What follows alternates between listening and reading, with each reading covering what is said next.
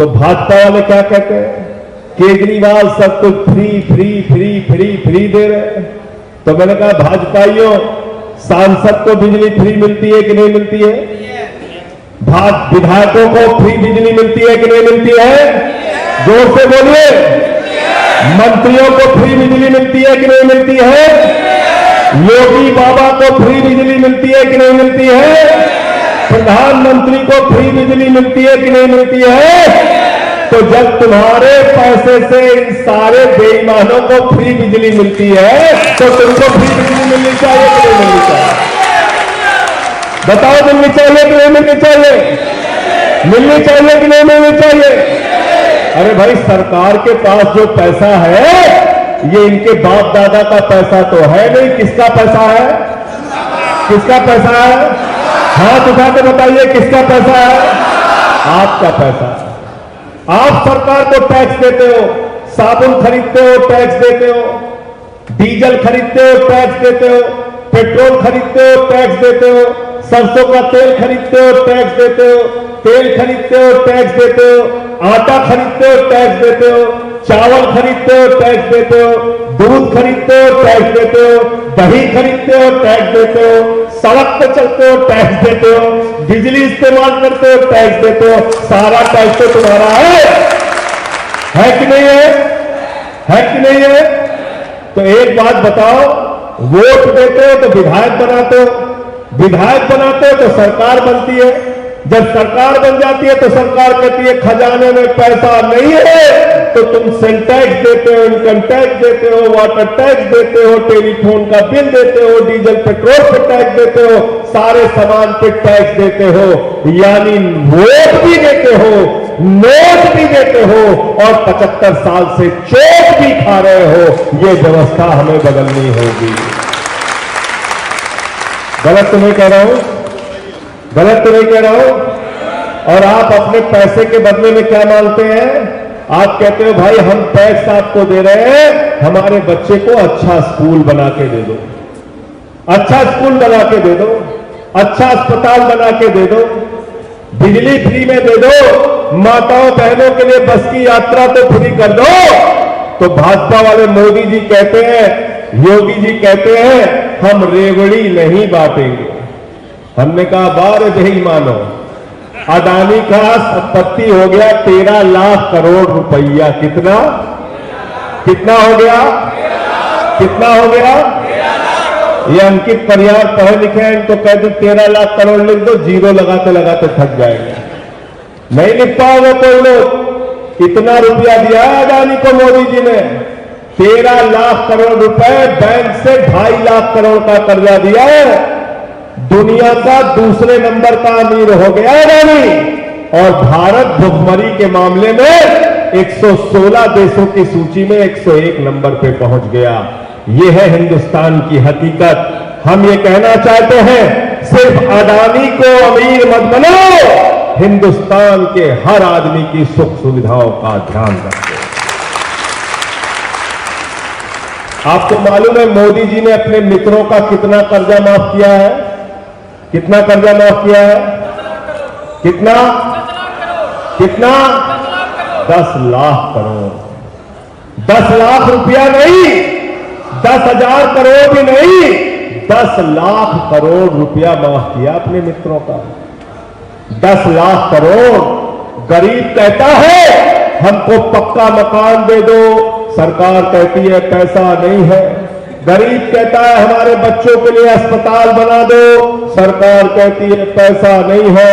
गरीब आदमी कहता है हमारे बच्चों के लिए अच्छे स्कूल बना दो, सरकार कहती है पैसा नहीं है। नौजवान कहता है हमको रोजगार दे दो, हम बेरोजगार हैं, सरकार कहती है पैसा नहीं है। किसान भाई कहते हैं अरे भाई हमारे फसल का दाम तो दोगुना कर दो, सरकार कहती है पैसा नहीं है। माताएं बहनें कहती है हमारे घर का चूल्हा नहीं जल रहा है, महंगाई कम कर दो, सरकार कहती है पैसा नहीं है। ये आपका पैसा गया कहां? ये आपका पैसा गया अडानी के पास, अंबानी के पास, विजय माल्या के पास, तमाम बड़े बड़े पूंजीपतियों ने आपका पैसा। आपकी जेब काट ली है। इसीलिए भाजपाइयों को मैं क्या कहता हूं, जेब कतरा पार्टी। जेब कतरा पार्टी, बच्चों के दूध के नाम पे आपका जेब काट रहे हैं, टैक्स बढ़ा दिया। आटा के नाम पे जेब काट रहे हैं, चावल के नाम पे, डीजल के नाम पे, पेट्रोल के नाम पे महंगाई बढ़ा के आपका जेब काट रहे हैं। ये जेब कतरा पार्टी है। चुनाव के पहले आदित्यनाथ जी ने कहा था किसानों की बिजली माफ करोगे। अभी विधानसभा में विधायकों ने पूछा बिजली माफ करोगे कि नहीं, बोले नहीं, ये तो जुमला था, बोल दिया था, नहीं माफ करेंगे। तो ये भारतीय जनता पार्टी नहीं है, ये भारतीय जुमला पार्टी है। अपने वादों को, अगर एक एक वादे को कोई पूरा करता है तो उस पार्टी का नाम है आम आदमी पार्टी और उस नेता का नाम है अरविंद केजरीवाल। पंजाब में गए हम तो हमने कहा 300 यूनिट बिजली फ्री देंगे। अरविंद केजरीवाल जी चुनाव में वादा करके आए थे 300 यूनिट बिजली फ्री देंगे। अभी 1 जुलाई को पंजाब के मुख्यमंत्री भगवंत मान जी ने 300 यूनिट बिजली फ्री कर दी। और इस बार आपको जानकर खुशी होगी, इस महीने का 51 लाख परिवारों का जीरो बिजली का बिल आया पंजाब में, जीरो। कितना आया? तो यूपी में भी जीरो बिजली का बिल चाहिए ना। अगर जीरो बिजली का बिल लाना है तो आम आदमी पार्टी को लाना है और इसको जिताना है। बिल्कुल, इनके लिए ताली बजा दो एक बार। और इसकी शुरुआत इसी नगर पालिका से कर देना। जिताने की शुरुआत अभी से कर देना। अब कह दो अब कुछ नहीं चलेगा, अब सिर्फ झाड़ू चलेगी, झाड़ू वालों का राज चलेगा। अब हम गंदगी साफ करेंगे राजनीति की, हम राजनीति का भूत उतारेंगे, सत्ता का भूत जो सवार है लोगों के ऊपर। तो आज हो क्या रहा है आपके साथ, आपको पता ही नहीं है। लाखों करोड़ रुपए पूंजीपतियों का माफ कर दिया जाता है। 10 लाख रुपए का लोन अगर कोई नौजवान अपना रोजगार करने के लिए चाहे तो उसको नहीं मिलता, उसकी चप्पल घिस जाती है। लेकिन नरेंद्र मोदी जी की सरकार ने चंद पूंजीपति मित्रों का 10 लाख करोड़ रुपए माफ कर दिया है। आपको हिसाब लेना पड़ेगा इन सब चीजों का, आपको हिसाब लेना पड़ेगा एक एक चीज का। आज हिंदुस्तान की संपत्तियां बेची जा रही है। आज बजट के अंदर 6.5 लाख करोड़ रुपए भारत की संपत्ति बेचने का प्रस्ताव लेके भारत की सरकार आई। भारत की रेल बेची जा रही है, सेल बेची जा रही है, कोल इंडिया बेचा जा रहा है, LIC बेचा जा रहा है, एयरपोर्ट बेचा जा रहा है, पोर्ट बेचा जा रहा है, BPCL बेचा जा रहा है, बैंक बेचा जा रहा है, सड़क बेची जा रही है, बिजली बेची जा रही है, स्टेडियम बेचा जा रहा है, पूरा हिंदुस्तान बेचा जा रहा है। नरेंद्र मोदी जी कहते हैं भारत माता की जय, हम भारत की रेल बेचेंगे।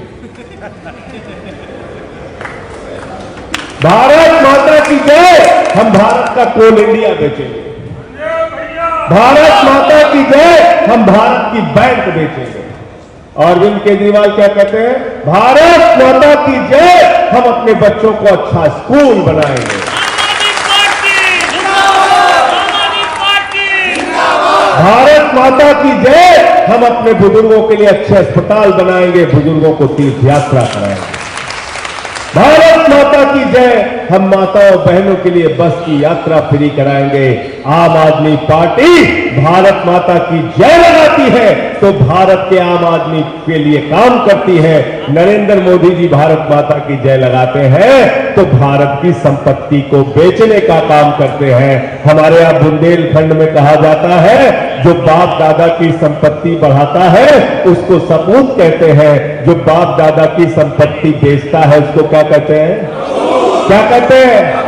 क्या कहते हैं? तो कपूत सरकार चल रही है, कपूत सरकार चल रही है, कपूत सरकार चल रही है। सब कुछ बेचने पे लगे हुए हैं। मोदी जी ने कहा था ये देश नहीं बिकने दूंगा, अब मोदी जी का नारा बदल गया, आप कह रहे हैं ये देश नहीं बचने दूंगा, ये देश नहीं बचने दूंगा। अग्निवीर योजना लेके आए, ये अशोक कमांडो कारगिल के युद्ध में रहे हैं ना भाई, कारगिल के युद्ध में रहे हमारे साथी अशोक कमांडो। इनसे पूछ लेना मैं गलत बोल रहा हूं तो, और मेरा माइक छीन लेना अगर मैं गलत बोल रहा हूं। अग्निवीर योजना क्या है? 17 साल में हमारे नौजवान को सैनिक बनाया जाएगा। 21 साल में 4 साल के बाद उसको पूर्व सैनिक बना दिया जाएगा। भाजपा वालों से पूछा गया, जब ये पूर्व सैनिक बन जाएंगे तो क्या करेंगे? अरे बोले कुछ नहीं, धोबी का काम कर लेंगे, नाई का काम कर लेंगे। नौजवान इनको और क्या करना है? कहीं झाड़ू लगा लेंगे, ड्राइवर का काम कर लेंगे। अरे बोले यही काम है, नहीं चिंता मत करो, भाजपा के दफ्तर के सामने सिक्योरिटी गार्ड बना देंगे। मैंने कहा वाह बेईमान हो, तुम्हारा लड़का जैसा बीसीसीआई में हजारों करोड़ लूटेगा और गरीब का बच्चा सिक्योरिटी गार्ड बनेगा तुम्हारे दफ्तर के सामने। ये व्यवस्था चाहते हो तुम। इसलिए नौजवानों से मैं कहना चाहता हूं, ये अग्निवीर योजना आपके पेट और पीठ दोनों में छुरा मारने का काम सरकार ने किया है।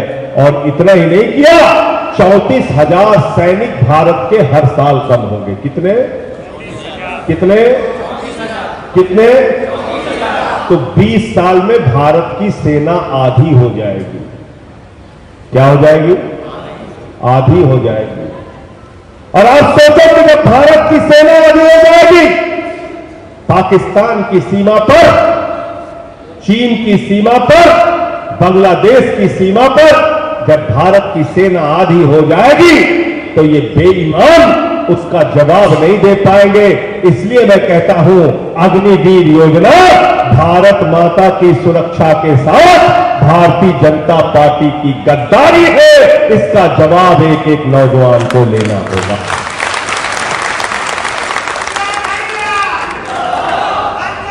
गलत तो नहीं कह रहा हूं, गलत तो नहीं कह रहा हूं। सेना कम हो रही नहीं हो रही है, 34,000 हर साल।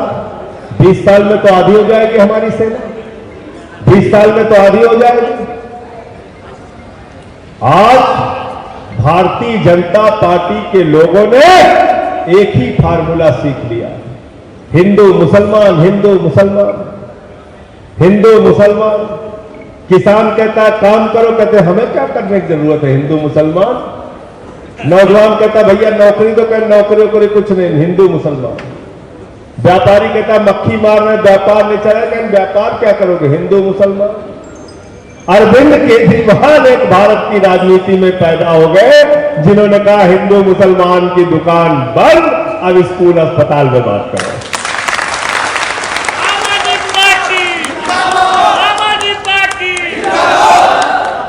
स्कूल अस्पताल पे बात करो तो आम आदमी पार्टी को जिताओगे तो स्कूल और अस्पताल पाओगे, और भारतीय जनता पार्टी को जिताओगे तो आपको याद होगा ये लोग अपशगुनी लोग हैं, ये जैसी बातें करते हैं ये दुर्भाग्य पैदा करते हैं, अपशकुन पैदा करते हैं।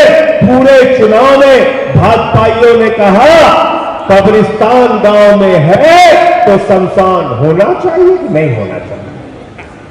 बोलते थे कि नहीं बोलते थे? हमें शमशान चाहिए या स्कूल चाहिए? जोर से बोलिए, हमको शमशान चाहिए या अस्पताल चाहिए? हमको शमशान चाहिए या सड़क चाहिए? हमको शमशान चाहिए या फसल का दाम चाहिए? हमको उत्तर प्रदेश की तरफ